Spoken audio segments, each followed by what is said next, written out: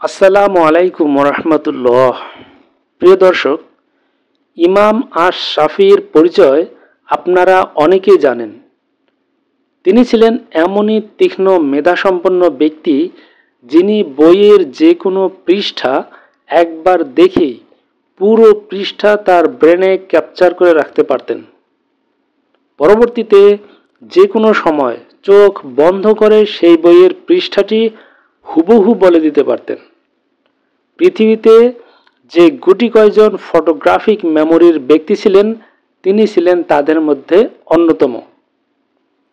ইমাম আশ শাফির প্রখর ফটোগ্রাফিক মেধার জন্য তিনি শুধু মুসলিম বিশ্বেই নন, পুরো পশ্চিমা বিজ্ঞানীদের মধ্যেও সমাদৃত ছিলেন। কিন্তু একদিন তিনি রাস্তা দিয়ে কোথাও যাচ্ছিলেন। যাবার সময় হঠাৎ করে তিনি এমন একটি দৃশ্য দেখে ফেললেন যা তার মোটেও দেখা উচিত হয়নি।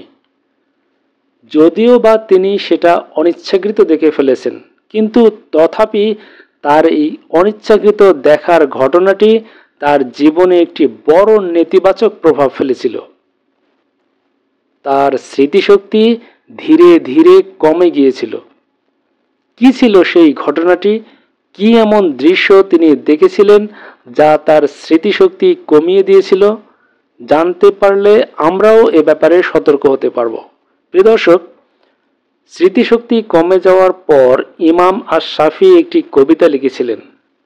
কবিতায় ইমাম আশ শাফি লিখেন, মুমিনের অন্তর জ্ঞানের নূরে ভরপুর, যে নূর মুমিনের অভ্যন্তরীণ অন্তরকে আলোকিত করে দেয়, কিন্তু গুনাহ সেই নূরকে বা আলোকে দূরে ঠেলে দেয়। তাই আমাদের উচিত যাবতীয় গুনাহ বা পাপ থেকে নিজেকে দূরে রাখা। আর তাই তো ইমাম আশ শাফি তার বিখ্যাত কবিতায় তিনি মুমিনের অন্তরকে পাপ থেকে দূরে থাকার পরামর্শ দিয়েছেন। শুধু তাই নয়, ইমাম মালিক, যিনি মূলত ইমাম আশ শাফির ওস্তাদ ছিলেন, তিনিও ছোটবেলা থেকেই ইমাম আশ শাফির তীক্ষ্ণ মেধা ও স্মৃতিশক্তির জন্য তাকে অত্যন্ত ভালোবাসতেন এবং স্নেহ করতেন। ইমাম মালিক দেখলেন ইমাম আশ শাফির মাঝে এক বিশেষ মেধাশক্তি বিরাজমান। আর তাই তো তিনি ইমাম আশ শাফিকে বললেন, তোমার অন্তরে এক বিশেষ নূর বিরাজমান, আর এই নূরকে পাপের কারণে কলুষিত করো না। তো প্রিয় দর্শক, ইমাম আশ শাফি রাস্তায় কি এমন দৃশ্য দেখেছিলেন যা তার ফটোগ্রাফিক মেমোরিকে কমিয়ে দিয়েছিল? কি ছিল সেই দৃশ্য যা তার ব্রেইনকে ড্যামেজ করে দিয়েছিল? আমরাও ইমাম আশ শাফির কাছ থেকে শিক্ষা গ্রহণ করে আমাদের ব্রেইনকে শক্তিশালী ও সতেজ করতে পারবো এবং সেই সমস্ত দৃশ্য থেকে আমাদের চোখকে হেফাজত করতে পারবো। ইমাম আশ শাফির ফটোগ্রাফিক মেমোরি নষ্ট হয়ে গিয়েছিল যে কারণে, তা ছিল এই। একবার তিনি রাস্তা দিয়ে হেঁটে কোথাও যাচ্ছিলেন। পথিমধ্যে তিনি রাস্তায় অপূর্ব সুন্দরী এক মহিলাকে দেখতে পেলেন। বাতাসের বেগের কারণে সেই সুন্দরী মহিলার পায়ের নিচের দিকের, অর্থাৎ পায়ের গোড়ালির দিকের কাপড় কিছুটা উন্মুক্ত হয়ে যায় এবং তিনি সেটা দেখে ফেলেন, যা ছিল একেবারেই অপ্রত্যাশিত। অনিচ্ছাকৃতভাবেই তার দৃষ্টি সেই সুন্দরী মহিলার পায়ের গোড়ালির দিকে চলে গিয়েছিল, কিন্তু তিনি দ্রুতই সেখান থেকে তার দৃষ্টি সরিয়ে নেন। কিন্তু এই ঘটনার পর ইমাম আশ শাফি লক্ষ্য করলেন তার স্মৃতি ধীরে ধীরে কমে যাচ্ছে। কোনো কিছু তিনি আর আগের মতো মনে রাখতে পারছেন না। প্রিয় দর্শক, নিশ্চয়ই এতক্ষণে আপনারা বুঝে গেছেন কেন আমাদের স্মৃতিশক্তি ধীরে ধীরে দুর্বল হয়ে যাচ্ছে। মাত্র কিছুদিনের আগের কথা, কোনো ঘটনা বা কোনো বইয়ের পড়া আমরা মনে রাখতে পারছি না। একবার ভেবে দেখুন, প্রতিদিন মোবাইল, কম্পিউটার, টেলিভিশন কিংবা ল্যাপটপের স্ক্রিনে কত ধরনের খারাপ দৃশ্য আমাদের চোখের সামনে ভেসে উঠছে। কত নোংরা ছবি, ভিডিও আমরা প্রতিদিন দেখছি। সেটা ইচ্ছাকৃতই হোক বা অনিচ্ছাকৃতই হোক, আমাদের বর্তমান সমাজ ব্যবস্থায় রাষ্ট্র ব্যবস্থায় এবং বৈশ্বিক পরিস্থিতিতে বলতে গেলে আমরা খারাপ দৃশ্যের মাঝে ডুবে আছি। রাস্তায় গেলে আমরা আমাদের দৃষ্টি ঠিক রাখতে পারি না, আর এই কারণেই আমরা কোরআন ভুলে যাচ্ছি, বই পুস্তকের পড়া মনে রাখতে পারছি না, আমাদের ব্রেনে কোনো ক্রিয়েটিভিটি তৈরি হচ্ছে না। ধীরে ধীরে আমরা হয়ে যাচ্ছি অথর্ব, হিংস্র এবং মানবিক মূল্যবোধহীন। আমাদের ব্রেন থেকে সব কিছুই যেন হারিয়ে যাচ্ছে। আপনি যখনই কোনো খারাপ দৃশ্য দেখবেন, পরবর্তীতে সেই দৃশ্যটি আপনার চোখের সামনে ভেসে উঠবে, আর এটা আপনার ব্রেনের জন্য মারাত্মক ক্ষতির কারণ হয়ে দাঁড়াবে। এটা আপনি নিজেই পরীক্ষা করে দেখুন, আপনার ব্রেনের কর্মক্ষমতা কমবে।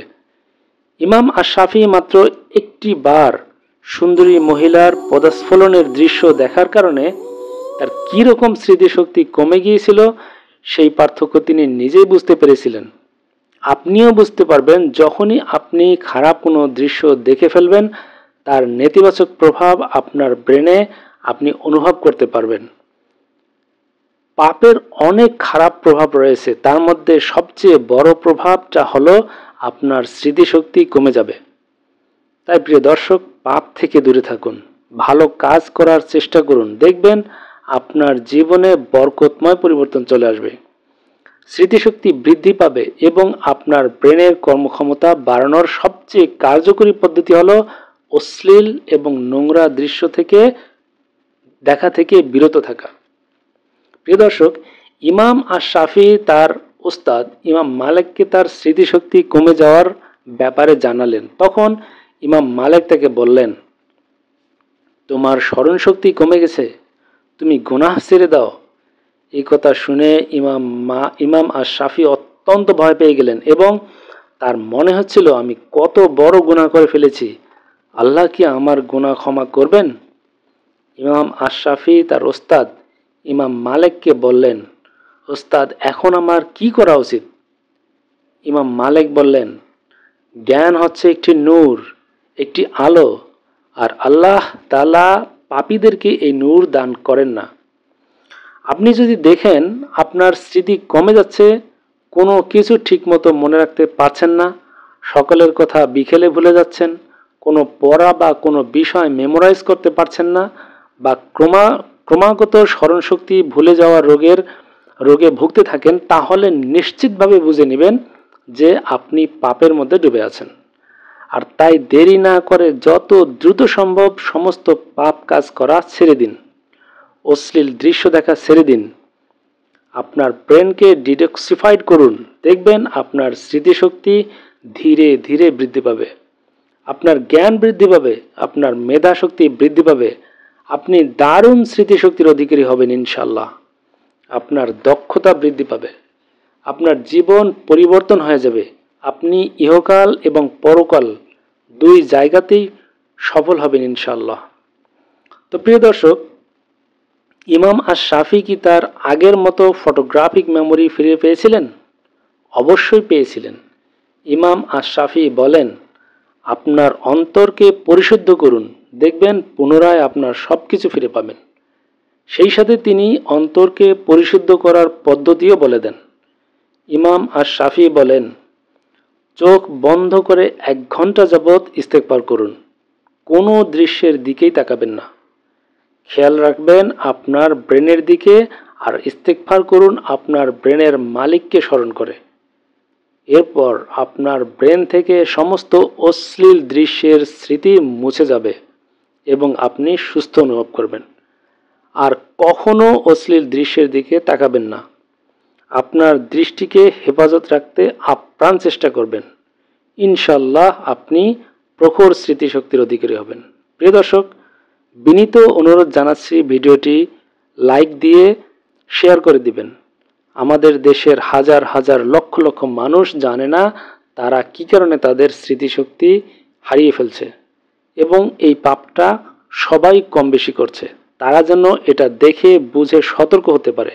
তাই বিনীত অনুরোধ জানাচ্ছি, ভিডিওটি শেয়ার করে দেখবেন। ভালো থাকবেন, আল্লাহ হাফেজ।